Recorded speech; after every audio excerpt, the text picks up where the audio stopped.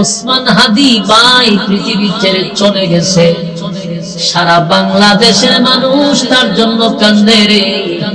কেমন জীবন সে গঠন করল, মরিলে তুমি হাসিবে আর কাঁদিবে ভুবন। আমি এমন জীবন গঠন করিব, আমি মরলে হাসতে হাসতে জান্নাতে চলে যাব, আর আমার ব্যথায় ব্যতীত হইয়া तमाम পৃথিবীর মানুষ আমার জন্য কাঁদবে। আজকে হাদি ভাই হাসতে হাসতে জান্নাতে চলে গেছে, আর আমরা তার জন্য এখন কাঁদি। আমরা তার জন্য দোয়া করি, মালিক তারে তুমি শাহাদাতের মর্যাদা দান করো। আমার যুবক ভাইরা, তুমিও রাজনীতি করি গো, আমিও রাজনীতি, আপনিও রাজনীতি, সবাই তো কোনো না কোনো দলে সাপোর্ট করে। কিন্তু মানুষ মারা গেলে, দলের পক্ষ থেকে কেউ মারা গেলে, আমরা দেখছি 16 বছর মানুষ লেখছে আলহামদুলিল্লাহ, ঠিক না বেটি? মরলে লেখে আলহামদুলিল্লাহ। আর আজকে হাদি মরে যাওয়ার কারণে বহু হাদি তৈরি হয়ে গেছে, বহু হাদি গইরাইয়া গইরাইয়া কান্দে। এমন কোন মসজিদ নাই বাংলাদেশে যেই মসজিদ থেকে তার জন্য দোয়া হয় নাই। বাংলাদেশের একজন একটা তরুণ ছেলে দুনিয়া থেকে বিদায় হয়ে গেছে, সে কিন্তু জুমার নামাজ পড়ে, পোস্টার হাতে নিয়ে তার প্রচারণায় লাগছে।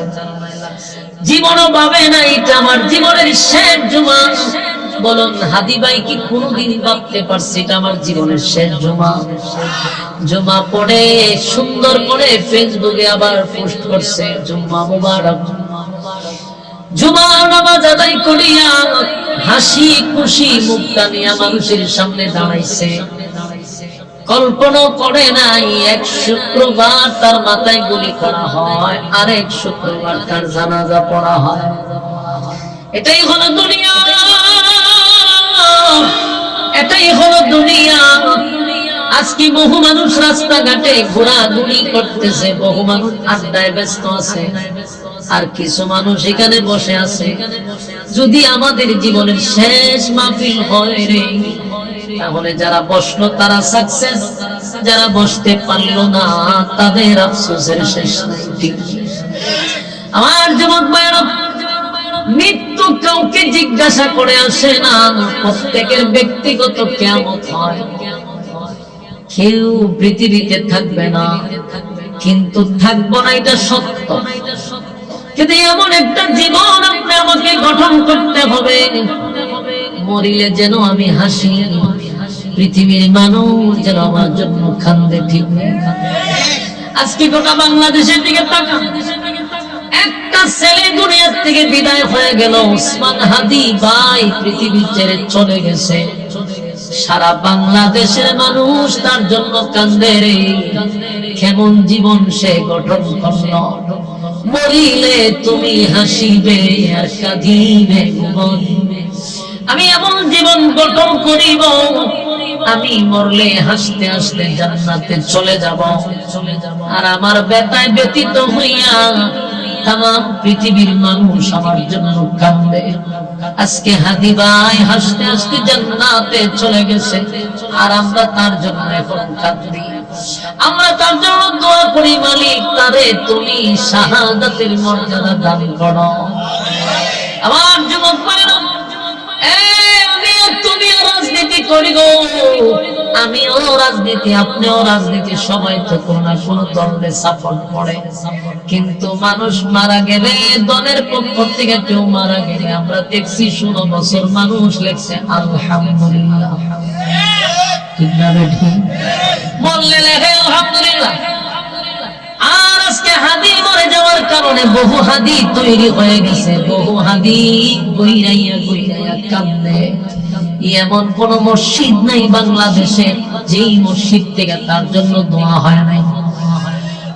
দুই একটা মাজার বলতে ওই সমস্ত মসজিদ গুলাতে হয়তো বা দোয়া হয় নাই। যারা শিরিক বেদাত নিয়ে ব্যস্ত থাকে, হয়তো বা তাদের মসজিদ থেকে দোয়া হয় নাই, কারণ এই পর্যন্ত তাদের কোনো ভূমিকা আমরা দেখি নাই। এই নষ্ট বস্তুটি ছাড়া গাজাকুর আর শিরিক গাঁজাকুর আর মাজার পন্থী যারা আছে, এরা আমাদের বাংলাদেশের প্রত্যেকটা মসজিদ থেকে দোয়া হয়েছে। শুধু এই সমস্ত মাজার পূজারীরা হাদির ব্যথায় ব্যতীত না, ব্যথায় ব্যতীত না, আমরা ব্যতীত মর্মাহত, কলিজা ফেটে মনে হয় যে কান্না শুরু করি। আল্লাহ তাআলা অল্প সময়ে গোটা বাংলাদেশে সে বিপ্লব ঘটায় চলে গেছে। একজন হাদি বাংলাদেশ থেকে চলে গেল, লক্ষ হাদি জমিনে তৈরি করে গেল। হাদিরা মরে না, হাদিরা তৈরি করে যায়। আমি তো নিয়ত করছি এবং মানুষকেও বলি, যাদের সন্তান আসবে নবজাতক শিশুর নাম রাখবেন উসমান হাদি। তখন ঠিক আগামী প্রজন্মের প্রত্যেকটা ঘরে ঘরে যারা সন্তান হবে, ছেলে সন্তান হবে, প্রত্যেকের নাম রাখবেন উসমান হাদি। আগামী প্রজন্ম যেন বুঝতে পারে একজন হাদি লক্ষ হাদি তৈরি করে গেছে। ঠিক না ঠিক? এমন জীবন গঠন করো, মরিলে হাসিবে তুমি, কাঁদিবে তোমার। এমন জীবন গঠন করে না, তুমি বললে মানে হাসে আলহামদুলিল্লাহ। কুত্তা বিলায়ও মরে, তুমিও মরলা। তাহলে আল্লাহ মানুষ সৃষ্টির শ্রেষ্ঠ বানাইলো কেন? কেন বানাইলো? আমি এমন জীবন গঠন করবো না যে আমি বললে মানুষ যেন হাসে না। আমি সৃষ্টির শ্রেষ্ঠ। কোন কোন সাহাবীদের মরণের পরে আরশ পর্যন্ত কাঁপছে। ইত্তাজ্জা আরশুর রহমান, আরশ পর্যন্ত কাঁপছে, আরশ কেঁপে উঠছে সাহাবীদের ইন্তেকালে। এরা এমন জীবন গঠন করছে। আমি আমার এই প্রজন্মের মধ্যে শুধু একজনকে দেখলাম, এটা হলো ওসমান হাদি। আমার এই বয়সে আমি উনাকে দেখলাম। অল্প বয়স, আমাদের থেকে হয়তো বা 1-1.5 বছরের বড় হইতে পারে, ঠিক না? বড় হইতে 1-1.5 বছরের, অথবা ছোট হইতে পারে, কোন জানে। কিন্তু বলেন, এই একটা ছোট্ট ছেলে, একবারে অল্প বয়সের ছেলের জন্য সারা বাংলাদেশের মানুষ কাঁদে, সারা মসজিদ মিম্বর থেকে মানুষ কাঁদে। সুবহানাল্লাহ, এটা সাধারণ কথা না। এমন জীবন গঠন হয়ে গেছে, আজকে মানুষ তার জন্য কাঁদবে। তা আমি আপনিও এমন জীবন গঠন করতে হবে, ঠিক না বেটি?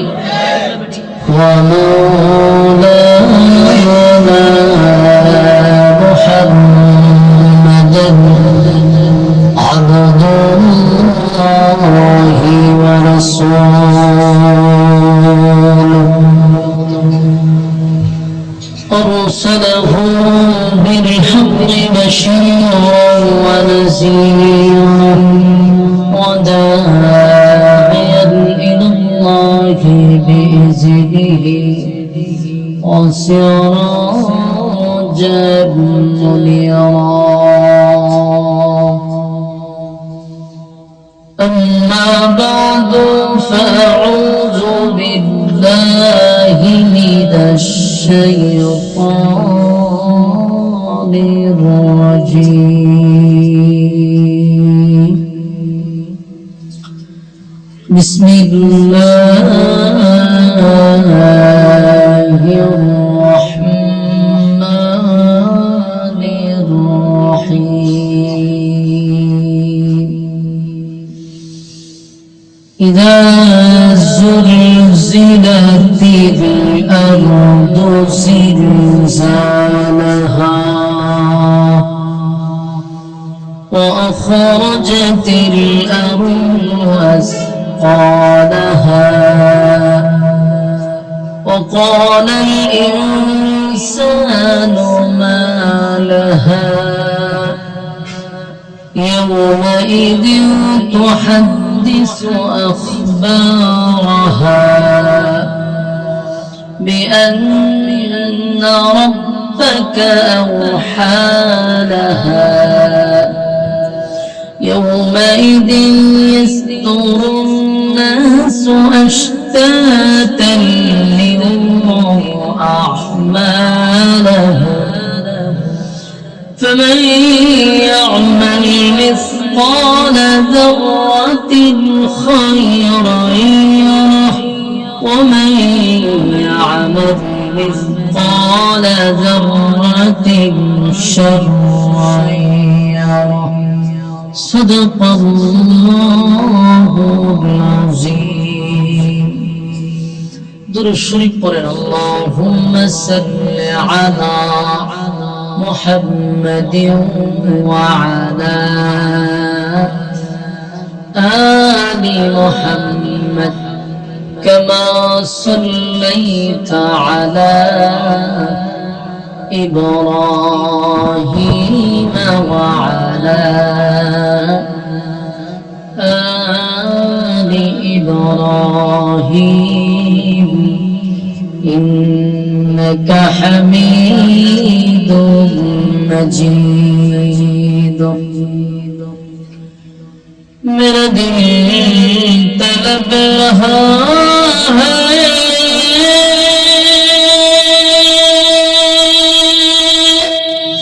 मेरे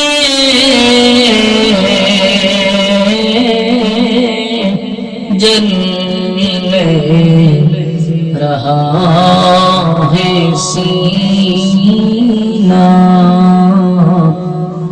ए दवा वही मिलेंगे मुझे रे चलो मदीना बनाओ हल्ला बिकमालिह कशफत तुजा बिजमालिह हसनत जमीअ फसालिह सल्लल्लाहु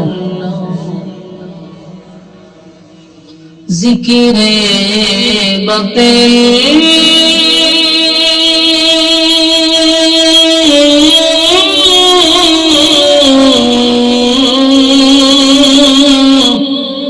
खो हटा दे दिल से रंग जिक्र में तेरे लगा दे रोज शाम ला इलाहा इल्लल्लाह ला इलाहा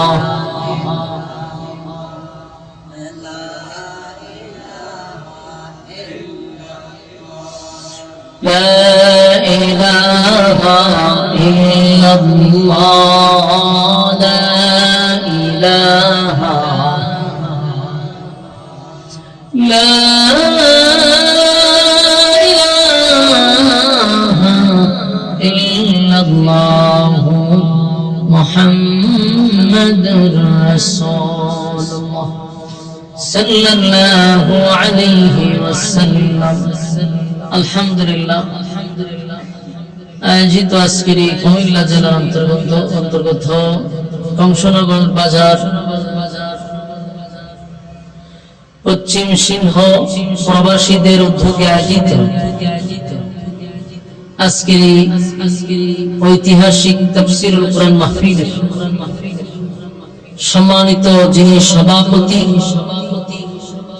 আজকের মাহফিলের যিনি প্রধান অতিথি জনাব হাজী জসিম উদ্দিন জসিম সাহেব আজকের মাহফিলের প্রধান আকর্ষণ ডক্টর মোবারক হোসেন সাহেব আজকের মাহফিলের বিশেষ অতিথি জনাব মোহাম্মদ আনোয়ার হোসেন সাহেব সহ অতিথিবৃন্দ মুআজ্জাজ মুকাররম হযরত উলামায়ে কেরাম উপস্থিত যুবক ভাইরা মুরব্বিয়ান আযম মাইকের আওয়াজ যতটুকু দূরে যায় অবস্থানগত পর্দাতে সীমা ও ভোলেরা সকলকে আমার অন্তরস্থল থেকে জ্ঞাপন করছি মোবারক শুকরিয়া আদায় করছি যে রব্বে কারীম মুসলমানের ক্লান্তি লগ্নে ফিতনা ফাসাদের এই যুগে দুনিয়ার সমস্ত ব্যস্ততাকে পিছনে রেখে দ্বীনি একটা মজলিসে আলেমদের সহবতে ঠান্ডার মধ্যে নরমাল বিছানাতে আসার এবং বসার যে সুযোগটুকু রব্বে কারীম আমাদেরকে করে দিয়েছেন শুকরিয়া আদায় করছি আলহামদুলিল্লাহ। লক্ষ কোটি দরুদ এবং সালাম আল্লাহর সৃষ্টির প্রধান আকর্ষণ জনাবে মুহাম্মদুর রাসূলুল্লাহ সাল্লাল্লাহু আলাইহি ওয়াসাল্লামের উপর। সম্মানিত সুধী, রাস্তাঘাটে দোকান পাটে আনাচে কানাচে যে যেখানে আছে বিনয়ের সাথে বলবো প্যান্ডেলের ভিতরে চলে আসলে। হায়াত যদি আগামী কাল পর্যন্ত থাকে আর বেঁচে থাকি, তাহলে রাস্তাঘাটে দাঁড়িয়ে গল্প করার সুযোগ হয়তো বা পাবো। বেঁচে থাকলে গল্প করার সুযোগ থাকতে পারে, বেঁচে থাকলে সময় অপচয় করার সুযোগ আপনার হাতে হয়তো বা থাকতে পারে। কিন্তু আগামীকাল বেঁচে থাকলেও এই মাহফিলটাতে বসার আর কোন সুযোগ নাই। তো উচিত দুনিয়ার সমস্ত ব্যস্ততাকে পিছনে রেখে এই মজলিসে বসে যাওয়া। একটা মাহফিল করতে গিয়া একটা কমিটির রাত দিন অক্লান্ত পরিশ্রম, দিনকে রাত করে অক্লান্ত পরিশ্রম করে প্রবাসীদের উদ্যোগে এই মাহফিলটা আজকে আয়োজন করা হয়েছে। এলাকাবাসীকে দিন শেখানোর জন্য, দিন বোঝানোর জন্য। কিন্তু আফসোসের বিষয় হলো আমরা যাদের জন্য আজকে এই মাহফিলের আয়োজন করা হয়েছে, অথচ আমরা রাস্তাঘাটে বিভিন্ন জায়গায় সময় অনর্থক বেহুদা নষ্ট করতেছি।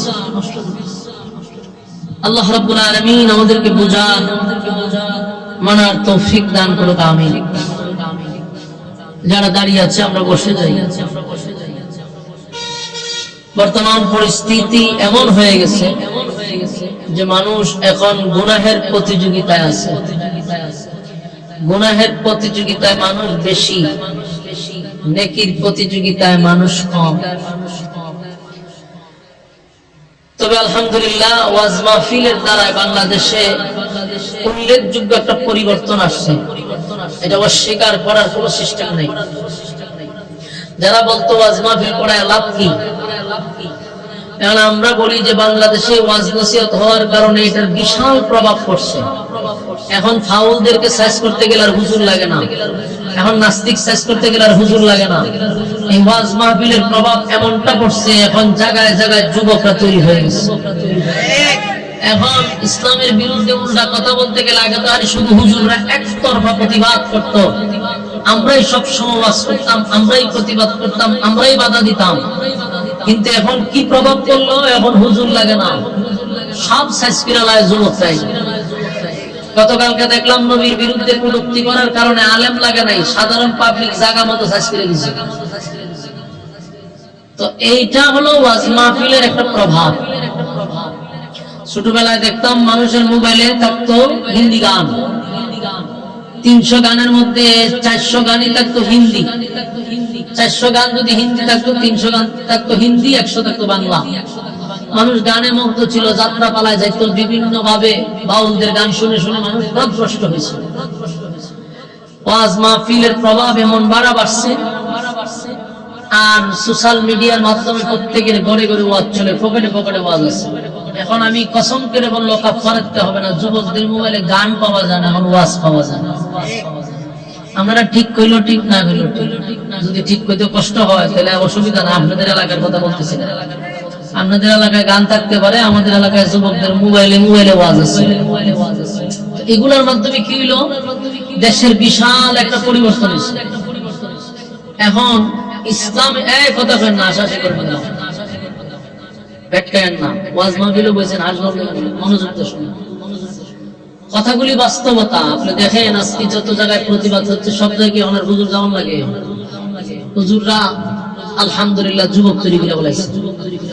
আমাদেরকে নিয়ে অনেকে যারা কথা বলতো, এখন আমরা এটা বলতে পারি আমরা যুবকরা তৈরি করছি, কারণ আমাদের কিছু করা লাগে না, সাইজ করার জন্য আমাদের যাওয়া লাগে না। তো এই ওয়াজ মাহফিল হওয়ার দরকার। ওয়াজ মাহফিল হওয়ার কারণে মানুষ এখনো মানুষ আছে, না হয় মানুষ জানোয়ার হয়ে যেত, মানুষের মধ্যে মনুষ্যত্ব থাকতো না। এখনো মানুষ মানুষকে সম্মান করে, ইজ্জত করে, শ্রদ্ধা করে, ভালোবাসে এই ওয়াজ মাহফিলের কারণে। কারণ এটা তো ভাই ওয়াজ মাহফিল না, এটা একটা চলতি ফিরতি মাদ্রাসা, এটা একটা ক্লাস। এখান থেকে মানুষ কোরআনের কথা শুনে ঈমানের জজবা তৈরি হয়, ইসলামের প্রতি আগ্রহ তৈরি হয়। কিন্তু মাঝে মধ্যে আপনাদের কুমিল্লার এই অঞ্চলটাতেই শুধু আমার এই দৃশ্যটা দেখতে হয়। আমি মানুষটা ছোট, আপনাদের দোয়ার বরকতে তার দেশ বাহি নাই। 64 জেলার এমন কোন জেলা নাই যেখানে আমি যাইনি। আর শুধু বাংলাদেশ না, দেশের বাহিরেও ওয়াজ করলেন মানুষ, শুধু বাংলাদেশে সীমাবদ্ধ না, বিভিন্ন দেশে যাই ওয়াজ করলেন। কিন্তু এই কুমিল্লার এই সেটটা মানে দেবিদ্বারের পর থেকে এই ক্যান্টনমেন্টের এই সেটটা, এই জায়গা দেখলে আমার এই দৃশ্যটা দেখে আমার নিজের আশ্চর্য লাগে। 10 বছর ধরে ওয়াজ করি, জীবনের প্রথম শুরুতে যেরকম অবস্থা ছিল, এই আপনারা কনফার্ম করায় আমার এই অবস্থাটা দেখতে হলো। অথচ আমার গ্রামও যদি ওয়াজ করি, মাশাআল্লাহ প্যান্ডেলের চতুর্দিকের পর্দা উঠায় দেওয়া লাগতো। এটা আমার জন্য একটা আফসোসের বিষয়। সুদূর হবিগঞ্জ থেকে আমি আসলাম কোথায়, কংসনগর কুমিল্লা, আইসা আমার এই দৃশ্যটা দেখতে হইল। এটা একটা বক্তার জন্য কষ্ট লাগার কথা। তো এই দৃশ্যটা সব জায়গায় না, শুধু আপনাদের এই জায়গাটাতে। তার মানে কি, ওয়াজ মাহফিলের চেয়ে গানের মঞ্চগুলো আপনাদের এলাকায় বেশি না ওয়াজ মাহফিল বেশি? ওয়াজ মাহফিল বেশি হলে তার প্রভাব পড়ার কথা, কিন্তু প্রভাব খুব কম। আল্লাহ আমাদের হেদায়েত দান করুন, আমিন। গুনাহের প্রতিযোগিতা চলছে, আর রাসূল সাল্লাল্লাহু আলাইহি সাল্লাম বলেন ভালো কাজের লোক কম থাকে। কেন? 1000-এর মধ্যে 999 জন জাহান্নামী, একজন হবে জান্নাতি। জান্নাতীর সংখ্যা বেশি না কম? কম। আর জাহান্নামীর সংখ্যা বেশি। তো মানুষ যেখানে গুনাহ সেখানে বেশি যাবে, যেখানে নেকি এখানে কম যাবে, কারণ জান্নাতীর সংখ্যাই তো কম, তো মানুষ তো কমই হওয়ার কথা। যারা বসছেন মোনাজাত পর্যন্ত, তাহার নিয়ত আছে ইনশাআল্লাহ। আমরা ধৈর্যের সাথে কথাগুলি শ্রবণ করব ইনশাআল্লাহ। সম্মানিত শুধু দেশের পরিস্থিতিও খুব ভয়াবহ। আমাদের এখন দোয়া করার দরকার দেশের জন্য। আল্লাহ তাআলা যেন দেশকে ষড়যন্ত্রের হাত থেকে হেফাজত করে, আমিন। ভয়াবহ একটা পরিস্থিতির মধ্যে আমরা আছি, মুসলমানের একটা ক্লান্তি লগ্নে আমরা আছি। আল্লাহ তাআলার কাছে আমরা দোয়া করি, সমস্ত ষড়যন্ত্র থেকে এই মাটিকে আল্লাহ হেফাজত করতে হবে। এই মাটির মধ্যে অসংখ্য পীর মাশায়েখরা আছে, এই মাটিতে অসংখ্য আলেমরা আছে, এই মাটিতে অসংখ্য হাফেজরা আছে। এই জমিনকে যেন আল্লাহ ষড়যন্ত্রের হাত থেকে হেফাজত করে। সম্মানিত সুধী, আমরা আমাদের ঈমানের পরীক্ষায় অলরেডি আমাদের জন্য শুরু হয়ে গেছে। এখন আমরা পরীক্ষা দিব, পরীক্ষায় যারা পাস হবে আল্লাহ হয় আমি এদেরকে জান্নাত দিব। কথা কি বুঝতেছেন? আমাদের পরীক্ষা কিন্তু শুরু হয়ে গেছে। এখনই পরীক্ষা হবে ঈমানদার আর বেঈমানের পরীক্ষা। ঈমানদার এবং বেঈমানের পরীক্ষা অলরেডি শুরু হয়ে গেছে। ঈমানের জন্য, ইসলামের জন্য যদি জীবন দিয়ে আমাদের ঈমান রক্ষা করতে হয় আমরা রক্ষা করব, কিন্তু কোন রামবামের কাছে মাথা নত করব না, কোন রামবামদের চোখ রাঙানি আমরা তাকাবো না। কারণ এদেশ ইসলামের দেশ, এদেশের প্রতিটা মসজিদে মসজিদে আল্লাহু আকবার ধ্বনি আসে। এই দেশের প্রতিটা ফজরের আগে 1 ঘন্টা থেকে প্রতিটা মাদ্রাসায় কোরআনের তেলাওয়াত চলে। সুতরাং এই জমিনে আমরা মাথা নত করে গোলামি করব না। আল্লাহর দ্বীন, আল্লাহর জমিন আমরা কায়েম করব। বাধা যদি আসে বাধার মোকাবেলাও করব। আর এরকম যুবক এখন তৈরি হয়ে গেছে, ঠিক না? ঠিক, যুবক তৈরি হয়ে গেছে। বাংলাদেশের মানুষ এখনো বুঝতে পারেন নাই, এদেশে অসংখ্য যুবকরা ঈমানের জন্য জীবন দিতে প্রস্তুত। শুধু আপনারা এদেরকে সাপোর্ট করবেন, যেন আগামী প্রজন্ম কোনোভাবেই কোন রামের কাছে, কোন বামের কাছে মাথা নত না করে। আল্লাহ বলেন যখন সমাজে গুনাহ বেড়ে যায়, সমাজে পাপাচার বেড়ে যায়, আল্লাহ কয় তখন আমি জমিনের মধ্যে একটা ঝাঁকুনি দেই। যেমন আমি আপনাদের সামনে একটা সূরা পড়ছি, সূরাটার নাম হলো সূরা জিলজাল, কিন্তু এর অর্থ, বাংলা অর্থ হলো ভূমিকম্প। বলুন বাংলা অর্থ কি? ভূমিকম্প। তো আল্লাহ ভূমিকম্প নামক একটা সূরা নাযিল করেছে। কেন? জমিনে একটা ভূমিকম্প হবে। বলুন জমিনে একটা ভূমিকম্প।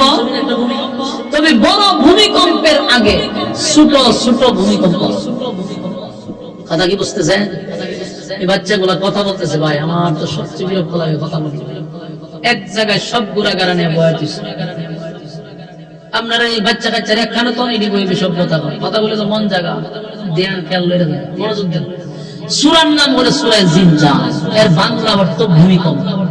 আমরা সবাই জানি ভূমিকম্প একটা হবে, তবে এখন যেটা হচ্ছে এগুলা ওই বড় ভূমিকম্পের আগে ছোট ছোট ভূমিকম্প দিয়া আল্লাহ একটা সতর্ক জারি করছে যে বড় যে একটা ভূমিকম্প হবে এর আগে আমি ছোট ছোট ভূমিকম্প দিয়া ছোট ছোট ভূমিকম্প দিয়ে তোমাদেরকে সতর্ক করি।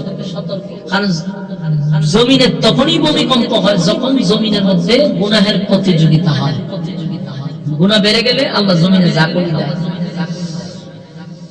আমাদেরকে কয়েকদিন আগেও ভূমিকম্প দিয়ে আল্লাহ একটা সতর্ক দিচ্ছে, এরপর আমরা থামতেছি না। আমরা গুম খুন হত্যা পাপাচার জানা বেবিচার আমরা করতে আছি। সামনে যে কত বড় ভূমিকম্প আল্লাহ বলে, ভয়াবহ একটা পরিস্থিতি আমাদের সামনে আসবে, আর এগুলো যাওই আসবে সবগুলো স্যাম্পল। আর বড় ভূমিকম্প যেটা আসবে আল্লাহ বলেন সেটা হবে একটা বাঁশির মাধ্যমে। আরবিতে এটাকে সুর বলা হয়, আমরা এমনি সিংহা বলি। এই সিংহার মাধ্যমে বড় ভূমিকম্প শুরু হবে, যেটাকে আমরা বলি কিয়ামত। সেটাকে কি বলি? কিয়ামত দুই প্রকার। বলুন কিয়ামত কয় প্রকার? একটা কিয়ামতে সুগরা, একটা কিয়ামতে কুবরা। একটা ছোট কিয়ামত, একটা বড় কিয়ামত। ছোট যে কিয়ামত এটাকে বলা হয় ব্যক্তিগত কিয়ামত। যার যার কিয়ামত, প্রত্যেকটা মানুষের একটা করে কিয়ামত আছে। যে যখন মারা যায় তার কিয়ামত তখন শুরু হয়। প্রতিটা মানুষের একটা ব্যক্তিগত কিয়ামত আছে। বড় কিয়ামত তো হবে যেটা, এটা হলো সমষ্টিগত কিয়ামত। যে কিয়ামতের মাধ্যমে বিশ্ব পরিস্থিতির পরিসমাপ্তি আল্লাহ ঘটায়া দিন। কিন্তু এর আগে যে আমার কিয়ামত হবে, আপনার কিয়ামত হবে, এটা কিন্তু সাধারণ না। প্রত্যেকটা মানুষের একটা কিয়ামত হবে। আমি যদি এখন স্টেজে মারা যাই, আমার কিয়ামতটাই চেয়ার থেকে শুরু হবে। সমষ্টিগত কিয়ামত হইলে বাঁশি বাজাইলে যেমন জমিনের মধ্যে একটা ভূমিকম্প শুরু হবে, জমিনে জালজালা হবে, ঠিক তেমনি ভাবে আমার রূহ, আপনার রূহ যখন বাহির করা হবে, ঠিক আমার শরীরে একটা ভূমিকম্প হবে। এই জন্য এটাকে বলা হয় ছোট কিয়ামত। আমার শরীরে একটা ভূমিকম্প হবে, ভয়াবহ অবস্থা শুরু হবে মৃত্যুর সময়। মালাকুল মউত আজরাইল যখন মানুষের রূহ নিতে আসে, নেককার হলে তো বদকার হলেও হন নেককার হন বদকার, মৃত্যুর যন্ত্রণা আপনাকে সহ্য করতেই হবে। মৃত্যুর যন্ত্রণা সবাই ভোগ করতে হবে। আপনি নেককার হন আর বদকার হন, কিন্তু যন্ত্রণা আপনি সহ্য করতেই হবে, কাউকে ছাড় দেওয়া হবে না। মৃত্যুর যন্ত্রণার থেকে রেহাই পাবে না। রাসূল আরবি সাল্লাল্লাহু আলাইহি সাল্লামের উপর যখন মালাকুল মউত আজরাইল আসছে নবীর পাশে, পৃথিবীর কারো রূহ নিতে গেলে তার অনুমতি লাগে না। কথা হয় না? অনুমতি লাগে? কারো রূহ নিতে মালাকুল মউত আজরাইলের রূহ নিতে অনুমতি লাগে না। কিন্তু আমার রাসূলের কাছ থেকে অনুমতি চাইছে। আপনাদের এলাকায় যদি সুবহানাল্লাহ থাকে তাহলে কইতে পারেন। আপনার এলাকা সুবহানাল্লাহ কি ঠাড়া বললে আপনার রূপে সুবহানাল্লাহ পাওয়া কোন সময় আমি তো জানি না, ওই তো পারে এলাকায় ঠাড়া বলে সুবহানাল্লাহ। এই জায়গা সুবহানাল্লাহ নাই তো সুবহানাল্লাহ হইবেন কোন জায়গা? আপনি আমার রূহ নিতে কি অনুমতি নেয়? নবীর রূহ নিতে মালাকুল মউত আজরাইল আয়া অনুমতি চাইছে। তাহলে এখানে তো সুবহানাল্লাহটা না হতে ঠাড়া বললে হইবেন। সম্মানিত সুধী, দেখেন পৃথিবীর যত মানুষের রূহ আজরাইল নিছে, কাউরে জিজ্ঞেস, কিন্তু আল্লাহ রাসূলের কাছে আসার সময় বলছে যে আমি কি আসতে পারি? রাসূল জিজ্ঞেস, তুমি কে? আমি মালাকুল মউত আজরাইল। আল্লাহর রাসূল মালাকুল মউত আজরাইলকে আসার জন্য অনুমতি দিয়েছে। তো যার রূহ নিতে অনুমতি লাগে, এবং আজরাইল যখন রাসূলের রূহ কবজ করতে আসছে, এতটা আদবের সাথে রূহ পৃথিবীর কারো আর নেওয়া হয় নাই, হবেও না। এতটা আদবের সাথে কারো রূহ নেওয়া হবে না। যখন মালাকুল মউত আজরাইল রাসূলের সিনার উপরে হাত রাখছে, আল্লাহর রাসূল বলছে, রে মালাকুল মউত আমার বুকের উপরে কি রাখছো? হুজুর আমার হাত রাখছে। আল্লাহর রাসূল বলে, আমি বুঝতেছি উহুদ পাহাড় আমার বুকের উপরে রেখে দেওয়া হয়েছে। আমি শুধু এতটুকুই বলতে চাই, আল্লাহর পরে যার সম্মান আর মর্যাদা, সমস্ত নবী কুলের যিনি সম্রাট, যার রুহুনিতে আল্লাহর ফেরেশতা অনুমতি চায়, সেই ফেরেশতা হাত রাখার পরে রাসূল বলে উহুদ পাহাড় আমার বুকে রাখছে। এখন আপনারাই বলেন, নবীর প্রতিটা পশম দিয়া ঘাম মুবারক বাহির হয়ে গেছে। আম্মা জান আয়েশা বলেন, রাসূল এক সময় পা এইভাবে সোজা করে, আরেকবার পা এইভাবে নেয়, হাতগুলি একবার এইভাবে দেয় আর একবার একসাথে এইভাবে আনে। এই অবস্থাটা মানুষের কখন হয়? আরাম লাগলে না কষ্ট পাইলে? কষ্ট পাইলে মানুষ শরীরের মধ্যে এরকম ভাবে চটপট করে। রাসূল বলেন, আমি যখন বুঝতেছি উহুদ পাহাড় আমার বুকে রেখে দিচ্ছি। আল্লাহর নবী এক পর্যায়ে আজরাইলকে বলে, আজরাইল এই যদি হয় অবস্থা, তাহলে আমার উম্মতের অবস্থা কি হবে? আমার যুবক ভাইরা, রব্বে কারীম বলেন, প্রত্যেকটা মানুষের একটা কিয়ামত আছে। একটা কিয়ামত হবে সমষ্টিগত কিয়ামত, যেই কিয়ামতটা হবে ইসরাফিল আলাইহিস সালাতু ওয়াস সালামের বাঁশির মাধ্যমে। আর ব্যক্তিগত কিয়ামত হলো যে যখন মারা যায়, এটাও একটা কিয়ামত, এটাও একটা কিয়ামত। কারণ আপনার শরীরের মধ্যে একটা কিয়ামত শুরু হবে, আপনার শরীরে একটা জাকনি দেওয়া হবে, যেই কিয়ামতের মাধ্যমে দুনিয়ার স্বপ্নগুলি আপনার নিমিষেই শেষ হয়ে যাবে। যেই মালাকুল মউত আজরাইলের তাবার কারণে, মালাকুল মউত আজরাইলের একটা তাবার কারণে আপনার জিন্দেগীর সব আশা আকাঙ্ক্ষা নিমিষেই শেষ হয়ে গেল। এই পৃথিবীর সব আল্লাহ সব ধ্বংস হয়ে গেল।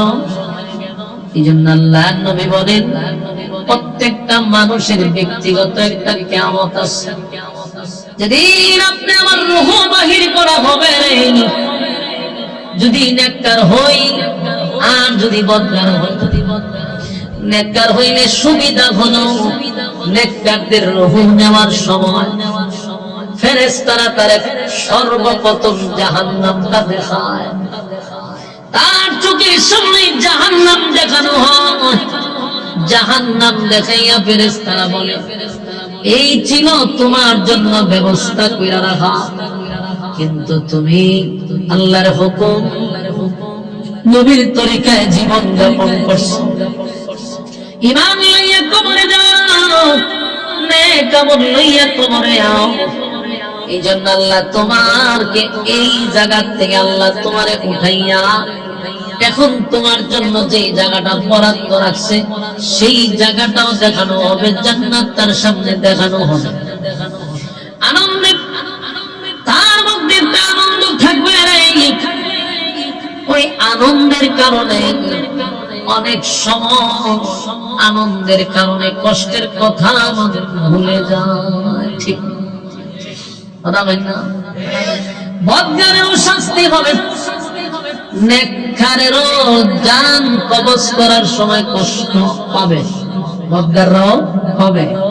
কিন্তু এখানে তাফসীর কারকরা বলেন, নেককাররা কষ্ট পাবে, বদকাররাও কষ্ট পাবে। দুইটার মধ্যে ব্যবধান হইল, কষ্টটা এক, কিন্তু অনেক সময় আনন্দের কারণে কষ্ট মানুষ ভুলে যায়। ঠিক না বেটি? মনে করেন, আমি আপনাদেরকে বুঝায় দেই, ছোটবেলায় যারা খতনা করছেন, বুঝেননি? যারা খতনা করছেন, সুন্নতে খতনা যারা করছেন, ছোটবেলায় দেখতাম যিনি খাটে অহন্তলে হসপিটালও বেশি পণ্ডিতি না হন, কিন্তু বেশি আপডেট হয়ে গেছে মানে, এই জন্য হসপিটাল নেই আর জীবিত সন্তান লইয়া যায়, মরা সন্তান লইয়া পাইতা। আর আজীবন ভালাইছে, এই সময় মানুষের খাইতে মিটে ভালাইছে, কিচ্ছু হয়েছে না, এক সপ্তাহ পরে আড়াড়ি করে আর হসপিটাল নিয়ে মা বসে ডাইনে বামে বসে বাবা রে বাবা, এটা যে একটা কি আদরে ডিব্বা, এরপরে ইঞ্জেকশন দিয়ে মরে যায়। তখন কিন্তু আমরা আমল আপনারা আমলে কি আর ইতা ছিল না, এইগুলো আমার বাড়িতে একটা তাজিম কিতা করতো, আজিমের ধরতো জাতা দিয়ে দুইটা জায়গায় তো নানার নাম ঘিরা, ঠিক নেই, নানার নাম জিগা, দাদার নাম জিগা, বাড়ি কৌ সব কিছু জিগা, এই জিগানের মাধ্যমে কিন্তু কাজ করা শুরু করছে, ঠিক না বেটি? এরপরে আমার নারীরা বিভিন্ন কথা সে জিগায়, জিগানের মাঝখান দিয়ে তার কাজ চালাইতেছে, এরপরে কালেমা পড়ায়, ঠিক ঠিক পড়ায় কইরা বাস মিষ্টি করে মিষ্টি করে মিষ্টি মিষ্টি মুখ দিয়ে তাস করে হাঁটে পাবো, কথার মাঝখান দিয়ে যে হেরে গেছে না সিলি দিছে মরে, ঠিক না বেটি? কিন্তু এমনি যদি কেউ রে এই কথার মাঝখানে না বলে, এর সামনে দেখায় যদি খাড়া যায়, এর অবস্থাটা কি থাকবে? কথা বলে না দি ও মায়ের নফে চিল্লা চিল্লি হয়ে আসতে পারে, মানুষ গলা ভরে বলো নতুন না দি চিল্লা চিল্লি করে আজিম মারা লাইতে মাইতে হুদাই লেগো বাইরে। একটা আছে সরাসরি দেখায় খাড়া, এটা যেমন মারাত্মক, আর একটা আছে হের মুখ ফিরাইয়া হেরে নানা জিগায়, নানি জিগায়, আত্মীয় স্বজনদের জিগায়, এর মুখ মজা টোজা দেয়, খাওয়ায়, এর মজা খাইতে বেশি, ঠিক না বেটে? আমার যুবক ভাইরা, কষ্ট তো দুটারই একরকম, যারা দেখে দেখে খাটতেছে এটারও কষ্ট একই, আর যারা না দেখে খাটে কষ্ট একই, কিন্তু ওই কথার কারণে সে কষ্ট মিলে যাবে, ঠিক নেই? আল্লাহ বলেন রূহ যখন নেওয়া হবে, বদকারেরও কষ্ট হবে, নেককারেরও কষ্ট হবে। কষ্টের মধ্যে ব্যবধান হলে একজনকে জান্নাত দেখায় দেখায় রূহ বের করে, আর একজনকে জাহান্নাম দেখায় বের করে, মাগমা দুইটা বেশ কম আছে। নেককাররা যখন মালাকুল মউত আজরাইল তার রূহ নিতে আসে, তখন তার সামনে জান্নাতের বালাখানা তুলে ধরে, জান্নাত দেখার পরে ওই মানুষটার পৃথিবীর তার কোন মায়া মহব্বত থাকে না। সুবহানাল্লাহ। কোন নেককার বান্দা বান্দি যখন জান্নাতের বালাখানা দেখে রে, তখন দুনিয়ার সব আশা আকাঙ্ক্ষা নিমিষেই তার বাদ হয়ে যায়, আর দুনিয়ার প্রতি তার কোনো মায়া মহব্বত নেই। একটা সেকেন্ড এও সে দুনিয়ায় থাকতে চায় না, তখন সে বাহির হওয়ার জন্য পাগল হয়ে যায়। আর মালাকুল মউত আজরাইল রহমতের ফেরেশতাদের মাধ্যমে জান্নাতের বালাখানা দেখাইতে দেখাইতে দেখাইতে তার রূহটা বাহির করে। সুবহানাল্লাহ। কিছু টের পায় যখন রূহটা বাইর করে, তখন কিছুটা টের পায়, কিন্তু এর ভিতরে অর্ধেক বাইরে রয়েছে ওই জান্নাত মান্নাত দেখাইয়া বালাখানা টালাখানা দেখা। কথা কি বুঝতেছেন? এই জন্য আমার যুবক বায়ন আর বদগারের পরিস্থিতিটা হয় ভয়ঙ্কর। ভয়ঙ্কর কেন? এর সামনে যখন মালাকুল মউত আজরাইল আসে, তখন স্বাভাবিক সুরত হয় না, দুইটা সুরত হয়। নেককারের সুরত একরকম, বদগারের সুরত আরেক রকম। ভয়াবহ পরিস্থিতি। নেককারের সামনে মালাকুল মউত আজরাইল আসে সুন্দর চেহারা নিয়া, সুন্দর চেহারার আকৃতি নিয়া, সুন্দর সুন্দর ফেরেশতারা বিভিন্ন ভাবে সাজগোজ করে আসে। আর বদগারের সামনে মালাকুল মউত আজরাইল যে রূপ ধরে, এটা দেখলে এমনি অবস্থা খারাপ। যখন তার পূর্ণ ভয়ঙ্কর সুরত নিয়ে আসে, তখন রূহটা ভিতরে ধরতে থাকে, এজন্য তার কষ্টটা বেড়ে যায়। আর যুবক ভাইরা, মালাকুল মউত আজরাইলের ভয়ঙ্কর রূপ যখন সে ধারণ করে, তার চোখ দিয়ে আগুন বাহির হইতে থাকে। মালাকুল মউত আজরাইলের ভয়ঙ্কর সেই সুরত এতটা ভয়ঙ্কর, আল্লাহর নবী বলেন মালাকুল মউত আজরাইলের শরীরের মধ্যে যে চক্ষুটা থাকবে, এক একটা বড় বড় নদীর মতো হবে, এক একটা চক্ষু আগুন ধরতে থাকবে। সারা শরীর ভয়ঙ্কর ভয়ঙ্কর, প্রত্যেকটা পশমের গোড়া থেকে আগুন বাহির হইতে থাকবে। এক একটা দাঁত হবে উহুদ পাহাড়ের মতো। আপনারা বুঝতেছেন? এই ভয়ঙ্কর চেহারাটা যখন কোন মানুষ দেখবে, বলুন তার অবস্থাটা কি হবে? এই জন্য মাঝে মধ্যে দেখবেন অনেক মানুষ মরার আগে এখানে চেহারা লুকায়। দেখছেন না আপনারা? মৃত্যুর আগে দেখবেন অনেক মানুষের চেহারা লুকায়, চতুর্দিক দিয়ে চেহারা ঘুরাইতে থাকে, আর চোখগুলি বড় বড় করে দেয়। দেখবেন অনেক মানুষ পায়খানা প্রস্রাব করে দেয়, তার মূল কারণ হলো মালাকুল মউত আজরাইল তার সামনে যে সূরত নিয়ে আসে, এই সূরত কোনো মানুষ বরদাস্ত করতে পারবে না। মালাকুল মউত আজরাইল তো ভয়ঙ্কর, সূরতটা নিয়ে নাফরমানের সামনে আসে। আল্লাহর নবী বলেন এই সূরত নিয়ে আসার পরে মানুষের রূহটা চতুর্দিকে ধরতে থাকে, বাহির হতে চায় না, ধরতে থাকে। আজরাইল ওই পায়ের বিদ্যা আঙ্গুলির থেকে টিপতে টিপতে টিপতে টিপতে কিলা মানরা টিপতে টিপতে গলা অবধি নিয়ে আসে। সেখানে আনার পরে এমন ভাবে তারে বাহির করা হয়। আমাদের শরীরে কিন্তু অনেকগুলা জয়েন্ট আছে, অনেকগুলা তার আছে। এই তার তামাম পৃথিবীর সব করতে দেওয়া যাবে, এই পরিমাণ তার আল্লাহ শরীরের মধ্যে রাখছে রবের সামনে। এতগুলা রোগ যখন মালাকুল মউত আজরাইল তার রূহটা টান দিয়া বাহির করবে, প্রত্যেকটা জায়গা থেকে সংযোগ বিচ্ছিন্ন হয়ে যাবে, তাস তাস করে সব ছিঁড়ে যাবে। এমন পরিস্থিতিতে তার রূহটা বাহির করা হয়। এই আযাব সবার সহ্য করতে হবে, নেককার হোক বদকার হোক। মৃত্যুর যন্ত্রণা থেকে কেউ রেহাই পাবে না। আরেকটা হলো মাটির চাপ থেকে কেউ রেহাই পাবে না। আপনি নেককার হন আর বদকার হন, মাটি আপনাকে চাপ দিবে, মাটি আপনাকে চাপ দিবে, এতে কোনো সন্দেহ নাই। এখন মাটি বড় নীরব, কিন্তু একটা সময় মাটি আপনি আমাকে ছাড় দিবে না। আমার যুবক ভাইরা, সেই দিন আমাদের অপেক্ষায় আছে না নাই? কথা হয় না? প্রত্যেকটা মানুষের, প্রতিটা মানুষের কিন্তু কিয়ামত আছে। এটা হইল যার যার কিয়ামত, ব্যক্তিগত কিয়ামত। আরে আমার যুবক ভাইরা, মুরব্বি বাবারা, এই দিনটা আমাদের চোখের সামনে এমন হইতে পারে আজকের এই মাহফিলে বসি জীবনের শেষ। কথা হয় না?